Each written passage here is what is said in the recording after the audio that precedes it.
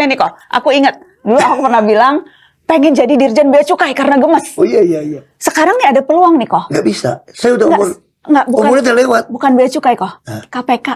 Sepi peminat. Nah, saya kasih tahu ya, KPK kenapa? Tadi kemarin saya lihat Pak Alex sampaikan.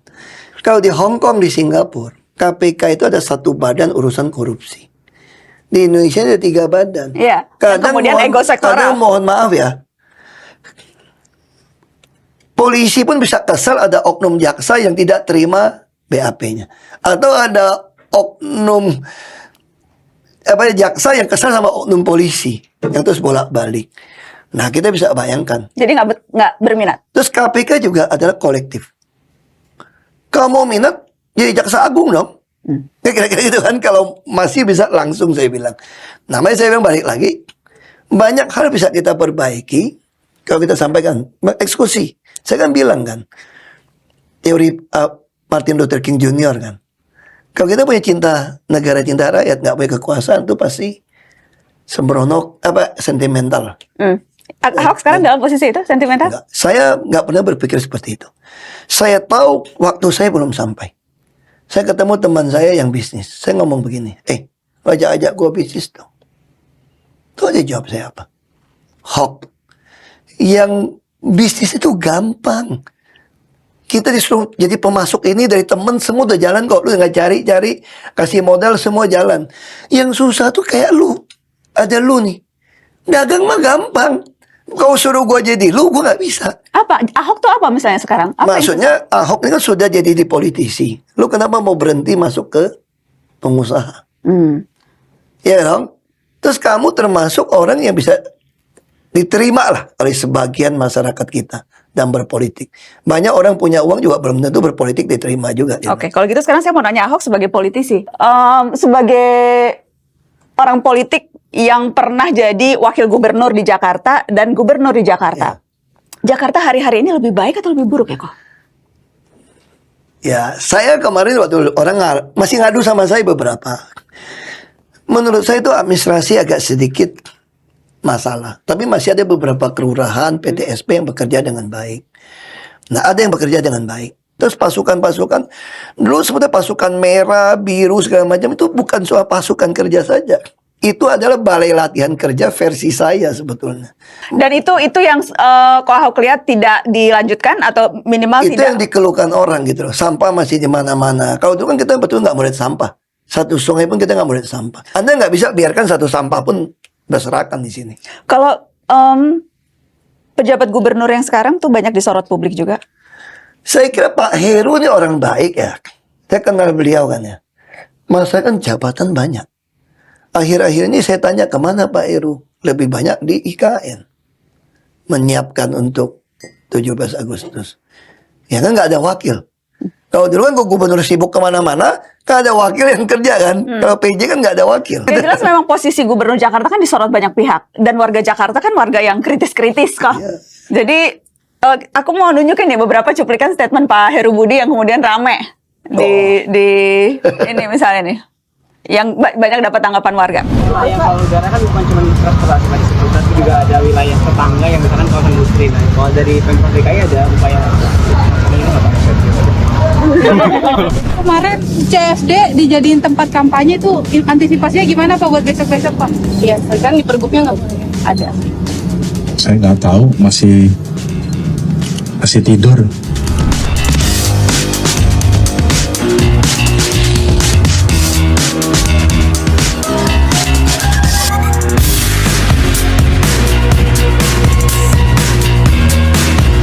Yang bener aja, sungai lebih bersih.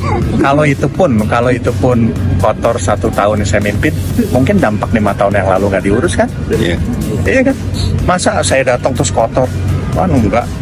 Mungkin dampak 5 tahun yang lalu terlupakan diurus. Ya sekarang saya urus.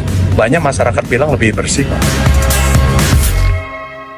Kok sependapat tidak dengan penilaian Pak Heru tadi sebelum dia menjabat Jakarta tidak diurus? Saya kira masyarakat Jakarta yang jawab lah. Nanti saya nggak diurus, Seolah-olah saya nyerang Pak Anies lagi. Kan sohib juga kita. Sohib semua. Sohib semua. Makanya saya bilang, Jadi tidak sependapat dengan Pak. enggak, saya kira memang ada beberapa bagian sungai yang memang tidak dikeruk. Dulu kita beli banyak sekali alat berat untuk tungguin.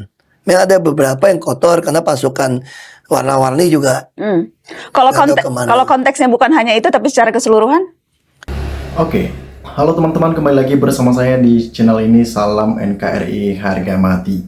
Teman-teman, dalam video ini kita telah mendengarkan sebuah cuplikan video yang disampaikan oleh Ahok bersama dengan Najwa Shihab.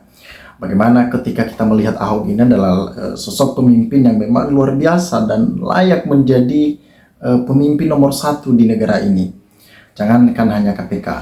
Nah, dengan terjadinya kisruh ketua KPK yang baru, yang dimana dia hanya bekerja sesuai dengan pesanan, ataupun ketua KPK ini sedang diintervensi oleh golongan-golongan tertentu, yang dimana mereka ingin menjatuhkan PDI Perjuangan dengan alasan Hasto terlibat dalam kasus korupsi Harun Masiku.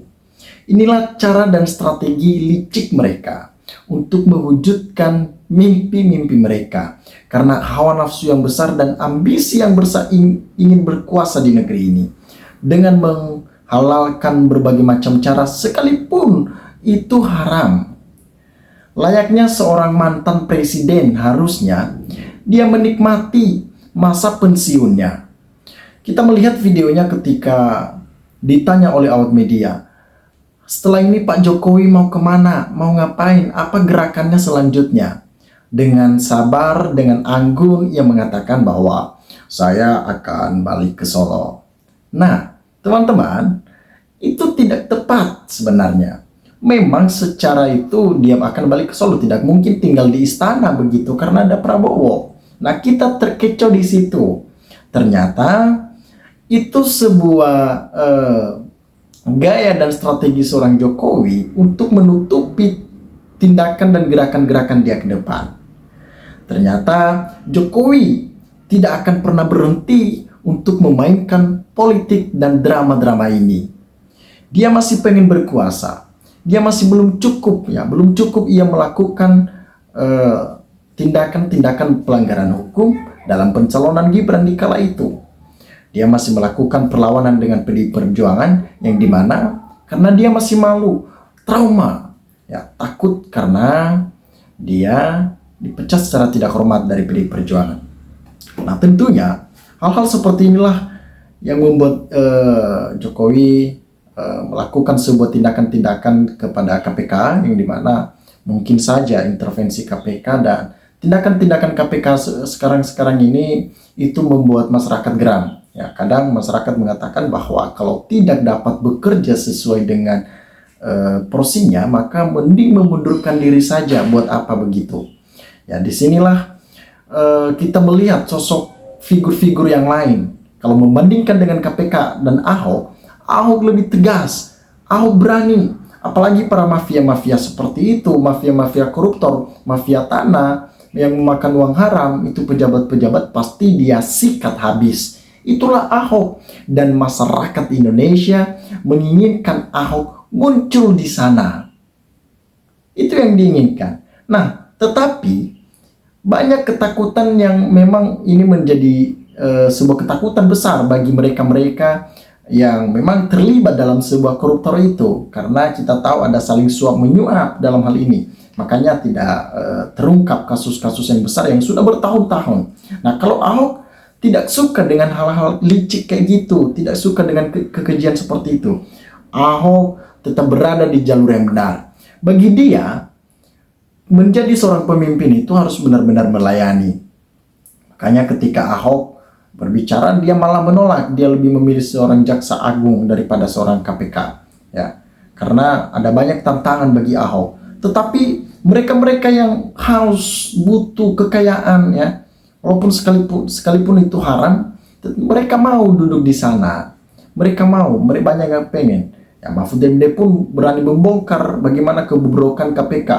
KPK selayaknya Komisi Pemberantas Korupsi ini berjalan di jalan yang tepat, bagaimana mereka netral tanpa tebang pilih. Mereka harus memperlakukan sama semuanya. Sekalipun itu masyarakat kecil, masyarakat yang sudah berada ataupun pejabat-pejabat, ketika melanggar aturan, ketika tersangka korupsi, itu harus ditangkap, itu harus diusut dan diungkap. Sehingga publik menilai bahwa KPK bekerja sesuai porsinya. Terima kasih teman-teman. NKRI harga mati.